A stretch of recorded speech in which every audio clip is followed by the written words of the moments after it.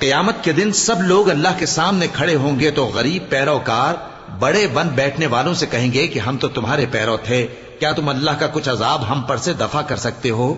وہ کہیں گے کہ اگر اللہ ہم کو ہدایت کرتا تو ہم تم کو ہدایت کرتے۔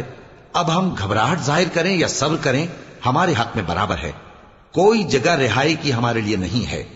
اور جب حساب کتاب کا کام فیصل ہو چکے گا تو شیطان کہے گا جو وعدہ اللہ نے تم سے کیا تھا وہ تو سچا تھا، اور جو وعدہ میں نے تم سے کیا تھا وہ جھوٹا تھا، اور میرا تم پر کسی طرح کا زور نہیں تھا۔ ہاں، میں نے تم کو گمراہی اور باطل کی طرف بلایا تو تم نے جلدی سے اور بے دلیل میرا کہنا مان لیا۔ تو آج مجھے ملامت نہ کرو، اپنے آپ ہی کو ملامت کرو۔ نہ میں تمہاری فریاد رسی کر سکتا ہوں اور نہ تم میری فریاد رسی کر سکتے ہو۔ میں اس بات سے انکار کرتا ہوں کہ تم پہلے مجھے شریک بناتے تھے۔ بے شک جو ظالم ہیں ان کے لیے درد دینے والا عذاب ہے۔ اور جو ایمان لائے اور عمل نیک کرتے رہے وہ بہشتوں میں داخل کیے جائیں گے جن کے نیچے نہریں بہ رہی ہیں۔ اپنے پروردگار کے حکم سے وہ ہمیشہ ان میں رہیں گے، وہاں وہ ہر ملاقات پر ایک دوسرے کو سلام کہیں گے۔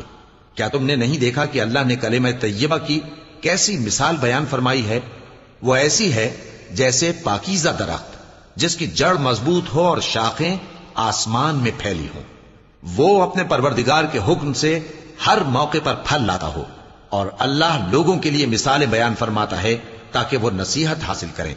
اور ناپاک بات یعنی غلط عقیدے کی مثال ناپاک درخت کی سی ہے کہ وہ زمین کے اوپر ہی سے اکھیڑ کر پھینک دیا جائے، اس کو ذرا بھی قرار و ثبات نہیں۔ اللہ مومنوں کے دلوں کو صحیح اور پکی بات سے دنیا کی زندگی میں بھی مضبوط رکھتا ہے اور آخرت میں بھی رکھے گا۔ اور اللہ بے انصافوں کو گمراہ کر دیتا ہے، اور اللہ جو چاہتا ہے کرتا ہے۔